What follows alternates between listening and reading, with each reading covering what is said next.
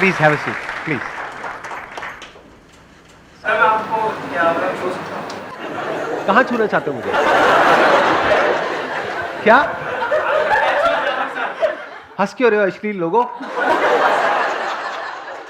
मतलब हाथ पे, मुंह पे, कहाँ कहाँ छूना चाहते हो?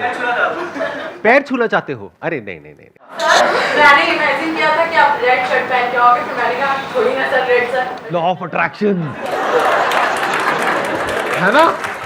मैंने सच में करना। आपने सोचा, इमेजिन किया कि सर आएंगे रेड शर्ट में, और सर रेड शर्ट में आ गए, और आपने कुछ इमेजिन किया था जो सच हुआ? आपके साथ आकर वहां बोलूंगी। आपने ये भी इमेजिन किया था कि आप मेरे साथ में यहां पर आकर के बोलोगे। अब इसको मैं झूठा प्रूव करके ही रहूंगा। Hence proved law of attraction does not work, क्योंकि आप यहां पर आकर के नहीं बोलने वाले आज तो।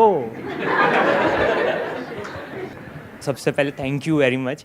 Now my question is sir कि सच और झूठ, ये जो लड़ाई हमारे दिमाग में चलती रहती है, मैं ऑब्जर्व करता हूँ सर कि कभी कभी जब हम सच बोलते हैं ना तो हमारी लाइफ में प्रॉब्लम्स और बढ़ जाती है। एंड कभी कभी कोई हार्मलेस झूठ बोलने से प्रॉब्लम्स इजीली सॉल्व हो जाती है। और ये दिमाग के अंदर भी होता है और बाहर भी, स्पेशली बाहर की दुनिया में ये ज़्यादा है। बिकॉज अगर मैंने झूठ बोला मेरे घर पे पेरेंट्स को कभी कभी उनको बोलना पड़ता है। हाँ, जैसे फॉर एग्जांपल वो आए, कमरे पे नॉक किया, पूछा क्या कर रहे थे अंदर, तो आपने कहा Exactly. पढ़ाई कर रहे थे। हाँ। पढ़ाई तो मैं नहीं करता सर, वो उम्र अभी 25 का हूँ तो पढ़ाई तो खत्म हो गई, बट कोई भी चीज़ में, रिलेशनशिप में, एनीथिंग, तो सर हम झूठ बोल देते हैं, फिर दिमाग में चलते रहता है नहीं मैंने झूठ बोला, मैंने कुछ गलत किया, और हार्ट बीट्स बढ़ जाती है, कुछ होने लगता है, नर्वसनेस। उनको तो पता चलने ही नहीं वाला है, बट फिर भी वो होता है। आप कर क्या रहे थे कमरे पे? मैं कुछ नहीं कर रहा था सर, मैं जनरली आप जस्ट कुछ नहीं करते? सो ये मेरा क्वेश्चन है सर, ट्रूथ वर्सेस ये जो ऑकवर्ड हंसी होती है ना आप लोग, ये मुझे बहुत पसंद है। जब समझ भी आ रहा है थोड़ा थोड़ा और नहीं भी आ रहा है। तो ये मेरा क्वेश्चन है सर, सही वर्सेस गलत, ट्रूथ वर्सेस झूठ। It's a very good question. कितने चाहते हैं मैं इस क्वेश्चन का आंसर दूं?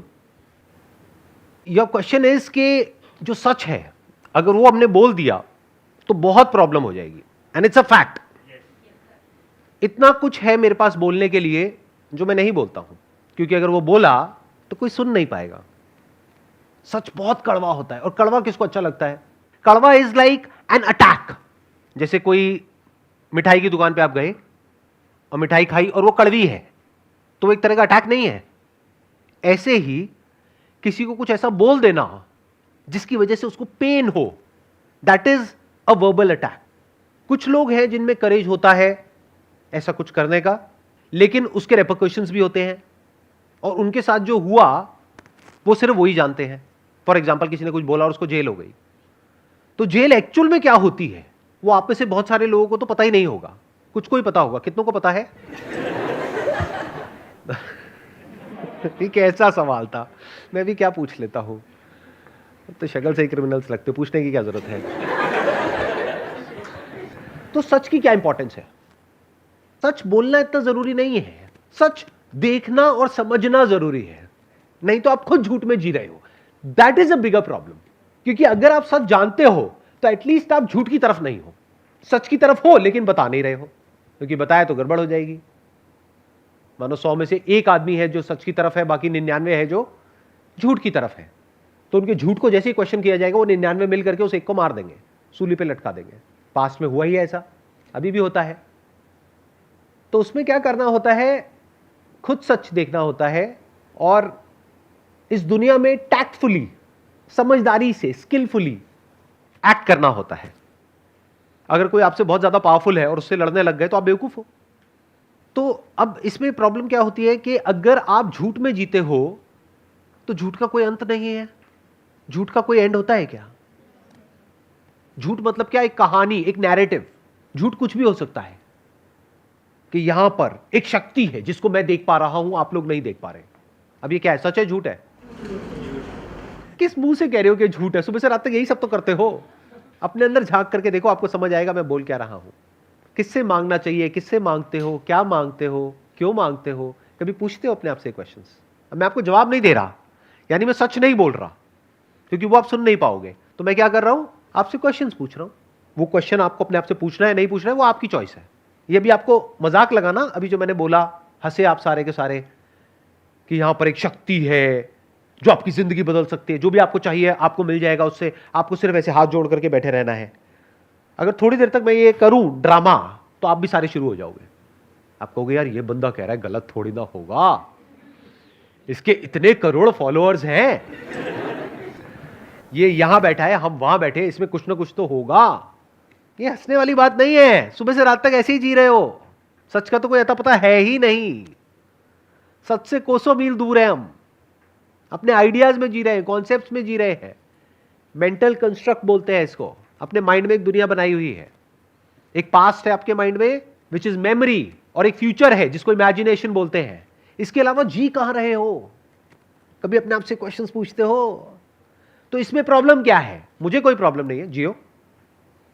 प्रॉब्लम यह है कि इसका कोई एंड नहीं है। फिर आप यहां पर आकर के क्वेश्चन पूछोगे कि सर ये जो हमारा माइंड है वो बहुत ही रेस्टलेस है, ओवर थिंकिंग चलती रहती है, ऐसे सी फीलिंग्स उठती रहती है, ऐसे ऐसे इमोशंस आ जाते हैं जिसकी वजह से मेरी लाइफ बहुत कॉम्प्लिकेटेड हो जाती है। मेरे पास में सब कुछ है, यानी एक टाइम पे सोचता था कि एक अच्छी सी जॉब हो जाएगी तो मजा आ जाएगा, ये हो जाएगा वो हो जाएगा, आज सब कुछ है, लेकिन इस माइंड ने धज्जियां उड़ाई हुई है लाइफ की। ऐसा होता है? नहीं होता है। माइंड में जाकर के एंटैंगल्ड हो जाते हो ना। क्यों? कभी पूछा है अपने आप से? क्योंकि ना तो इमेजिनेशन का कोई एंड है, कहां तक इमेजिन कर सकते हो? कुछ भी इमेजिन करते रहो और इमेजिन करके डरते रहो, उसका क्या एंड है? कैसे बचोगे उससे? सोचा है कभी? देखो दो ऑप्शंस है, ध्यान से समझना। एक है कि आप बिल्कुल ही बेवकूफ हो, तो बोलते हैं इग्नोरेंस इज ब्लिस। जैसे जानवरों के लिए, खुद के लिए कोई प्रॉब्लम नहीं है अगर आपने एक जानवर को पाला है, तो जिसने पाला है उसके लिए प्रॉब्लम है। जानवर तो इनोसेंट है, उसको तो अपना पेट भरने से मतलब है, जब तक खाना मिल रहा है उसको कोई दिक्कत नहीं है, रहे चले जाएगा।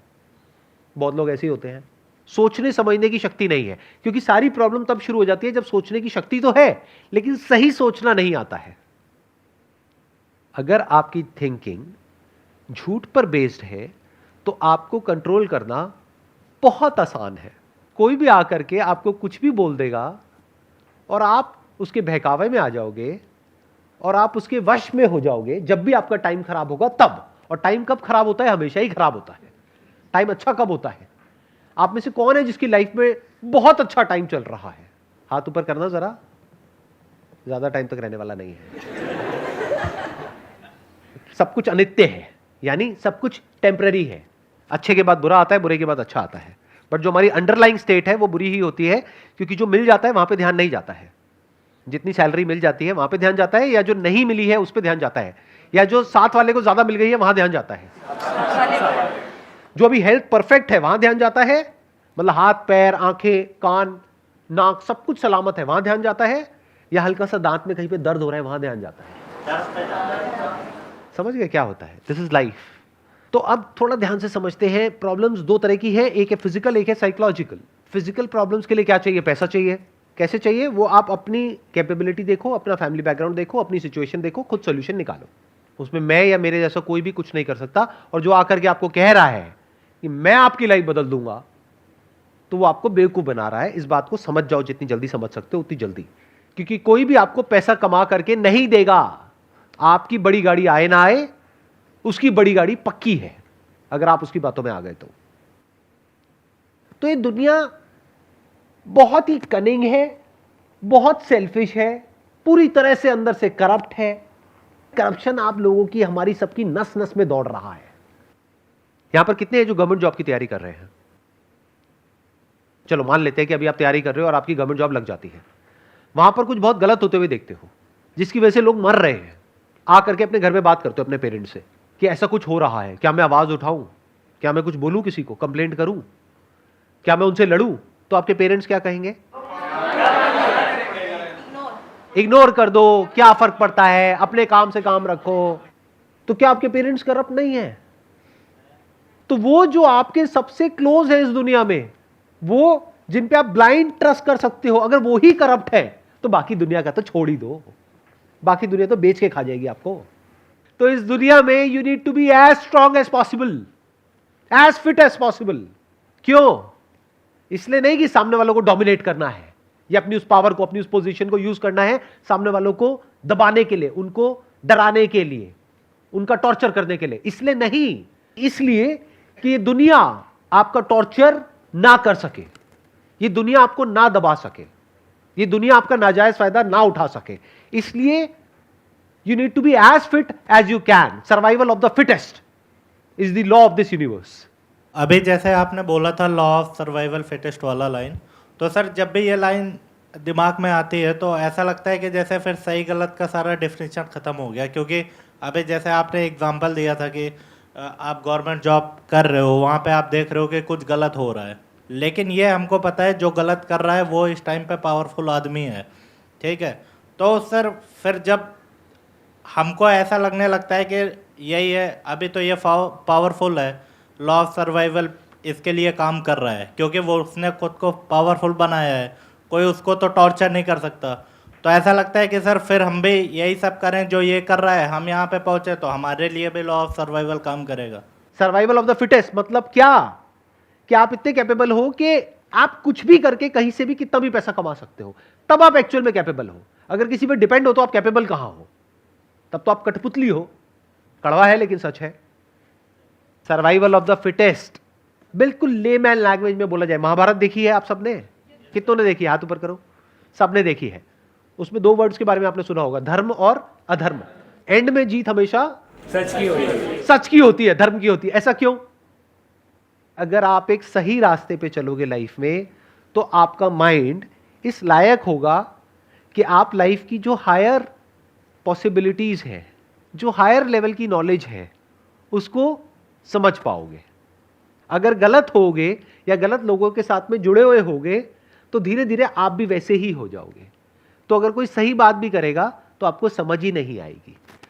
तो अगर आप अधर्म के साथ रहे तो कीड़े मकोड़ों की तरह जियोगे और कीड़े मकोड़ों की तरह मरोगे। आप चाहे जियो चाहे मरो, उससे किसी को कोई फर्क नहीं पड़ता है। अब अगर आप धर्म की तरफ हो तो क्या होता है? अब ये सुनने में थोड़ा मॉडर्न नहीं लग रहा होगा आपको, ये वर्ड्स ठीक लग रहे हैं? समझ आ रहा है? देखना, पहले मैं इसके भी डेफिनेशन क्लियर कर देता हूं। जब मैं धर्म और अधर्म ये जो वर्ड्स यूज कर रहा हूं तो मेरा मतलब क्या है। धर्म आज की डेट में लोग बोलते हैं रिलीजन। अरे रिलीजन की बात नहीं कर रहा हूं। धर्म का मतलब होता था आज से हजारों साल पहले लॉज ऑफ द यूनिवर्स। उसके हिसाब से चलोगे तो आप धर्म के रास्ते पे चल रहे हो, लॉज को वायलेट करोगे तो अधर्म के रास्ते पे चल रहे हो। सबसे बड़ा लॉ क्या है इस यूनिवर्स का? औरों के साथ में वैसे ही एक्ट करो जैसे आप चाहते हैं कि वो आपके साथ में एक्ट करें। ये धर्म का एसेंस है कि अगर आप चाहते हो कि आपसे कोई तमीज से बात करे तो आपको औरों से तमीज से बात करनी है। आपको दुनिया के साथ में वैसे ही एक्ट करना है जैसे आप चाहते हो कि दुनिया आपके साथ में एक्ट करे, अगर आप उस सिचुएशन में हो तो। यह धर्म है। जो आदमी सही रास्ते पे चल रहा होता है उसके अंदर डर नहीं होता है, उसकी सेल्फ एस्टीम हाई होती है, वो सेंसिबल होता है, वो ये समझ सकता है कि सही क्या है गलत क्या है, इसके बीच में वो फर्क देख सकता है। इस फर्क को देखने को इंटेलिजेंस कहते हैं, यानी वो इंटेलिजेंट होता है, वो वाइज होता है। तो जो इंसान इंटेलिजेंट है, वाइज है, वो जो हमारे स्क्रिप्चर्स है, वेद है, उपनिषद है, उनको समझ सकता है। कहते हैं ना एंड में जीत हमेशा धर्म की होती है, सच की होती है। तो जीत क्या है और हार क्या है जिंदगी के मकसद से? कौन जीता कौन हारा? करोड़ों अरबों लोग आए आपके जैसे इस दुनिया में, आए और चले गए, किसी को कोई फर्क पड़ा? तो उसमें से कौन जीता कौन हारा? सोचो, कभी दिमाग लगाओ इस तरीके से मेरे प्यारे खचरों। सोचते क्यों नहीं हो? बिजी हो क्या अपने चिंदी कामों में? थोड़ा तो वक्त निकालो ना अच्छी चीजें सोचने के लिए। कौन जीता इस जिंदगी में और कौन हार गया? जिंदगी का जो हाईएस्ट पॉसिबिलिटी, ह्यूमन होने का जो एक्चुअल में मतलब है, जिसने उस पॉसिबिलिटी को एक्सप्लोर कर लिया और जिसने उसको अचीव कर लिया, वो जीत गया, बाकी सब हार गए। तो करोड़ों अरबों खरबों लोग हार गए और कुछ लोग जीत गए। कौन है वो कुछ लोग जो धर्म के रास्ते पे चले? अगर आप एक पक्षी हो तो आपकी लाइफ का पर्पस क्या है? उड़ना। अगर वो पक्षी उड़ ही ना पाए पूरी जिंदगी, जमीन पे ही जिया जमीन पे ही मरा, तो क्या कहेंगे? वो जीता या हारा? हार गया। ऐसे ही इंसान की जिंदगी की हाईएस्ट पॉसिबिलिटी क्या है जो जानवर नहीं कर सकता? ऐसा क्या है जो इंसान कर सकता है? इंसान खुद को जान सकता है, जानवर खुद को नहीं जान सकता, क्योंकि जानवर एक क्वेश्चन ही नहीं पूछ सकता, हु एम आई। तो ये क्वेश्चन आप पूछ सकते हो और आपके अंदर वो इंटेलिजेंस है कि इस क्वेश्चन के एंड तक आप जा सकते हो। ये है जीत, बाकी सब है हार।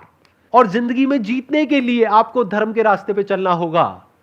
धर्म के रास्ते पे वो नहीं चल रहा है जो आलसी है, धर्म के रास्ते पे वो चल रहा है जो मेहनत करता है, हार्ड वर्क करता है, स्मार्ट वर्क करता है, कुछ भी करके लाइफ में आगे बढ़ रहा है, अपने आप को स्ट्रांग बना रहा है। ना वो दुनिया का भला कर रहा है, ना वो दुनिया का बुरा कर रहा है। ध्यान से सुनना मेरी इस बात को। जैसे दुनिया का बुरा करना अपने आप में एक कीड़ा है, ऐसे ही दुनिया का भला करना भी अपने आप में एक कीड़ा है। ये लोग बड़े खतरनाक होते हैं। अपना भला कर लो, एक्चुअल में जो भला है, यानी जान लो कि आप क्या हो, उसके बाद इस दुनिया को जो आपसे चाहिए होगा ना, वो दुनिया ले लेगी। ऐसा कोई ना कोई इंसान आ जाएगा जो आकर के ऐसा उल्टा पुल्टा एक क्वेश्चन पूछ लेगा और कुछ बोलना पड़ेगा, नहीं तो क्वेश्चंस वही होंगे जो हमेशा होते हैं। और फिर आप क्या कहोगे कि जितने भी क्वेश्चंस हैं उन सबके जवाब तो आपने दे दिए हैं, सारे क्वेश्चंस कवर कर लिए हैं। अरे असली क्वेश्चन पूछा भी है कभी? अगर सही क्वेश्चन पूछोगे तभी सही जवाब मिलने की पॉसिबिलिटी है। अगर इस क्वेश्चन को आप अपने आप से पूछते हो, हु एम आई, और इसके जवाब तक पहुंचने भी लग जाते हो, तो आप देखोगे आपकी थिंकिंग में एक रेडिकल चेंज आएगा।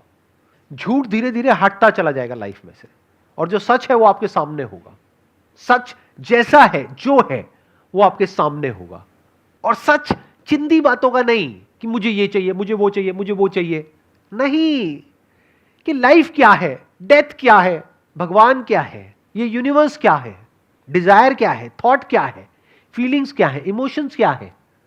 जो भी क्वेश्चंस एक्चुअल में इंपॉर्टेंट है वो सब इसमें कवर हो जाते हैं एक क्वेश्चन में, that is who am I.